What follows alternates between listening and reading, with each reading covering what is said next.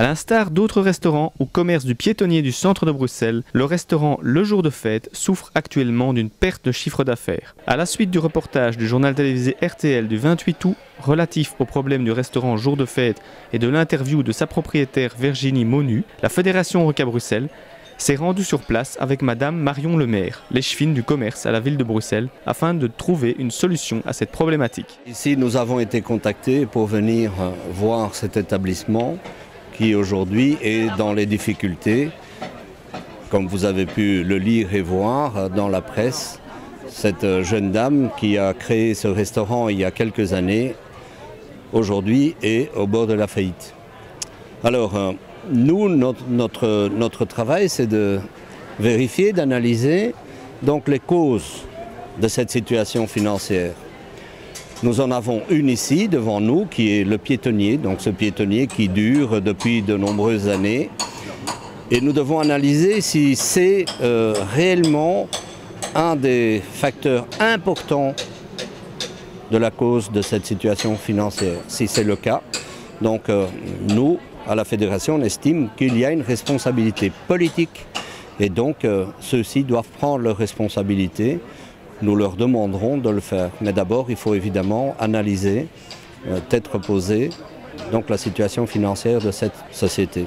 La Fédération Horeca Bruxelles n'accepte pas qu'un restaurant en ordre avec la législation risque ainsi la faillite par cause du piétonnier et considère que les conséquences de délais trop importants du piétonnier doivent interpeller les autorités. La Fédération Horeca Bruxelles a pris contact avec le ministre fédéral des PME et des indépendants, M. Denis Ducarme, qui recevra personnellement Mme Monu. Elle a une caisse enregistreuse, elle a la black box, et donc c'est une raison supplémentaire pour pouvoir aider cette entreprise à surmonter donc ce problème de ce piétonnier, de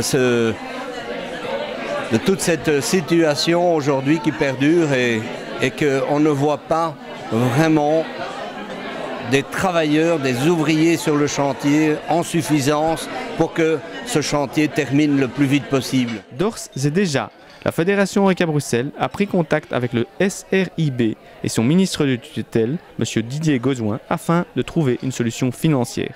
Notre experte va l'analyser, donc est déjà occupée à l'analyser.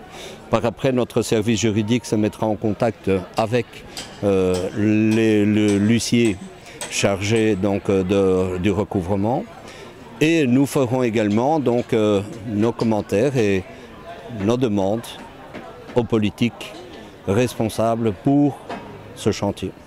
Et également au niveau, si nécessaire, fédéral, pour que des décisions et des responsabilités soient prises pour que demain, plus aucun commerçant qui a son commerce depuis longtemps et qu'on peut prouver que ce piétonnier le met dans une situation financière ingérable, ils doivent faire des actes, ils doivent prendre des actes, des aides pour que ceux-ci puissent continuer à travailler.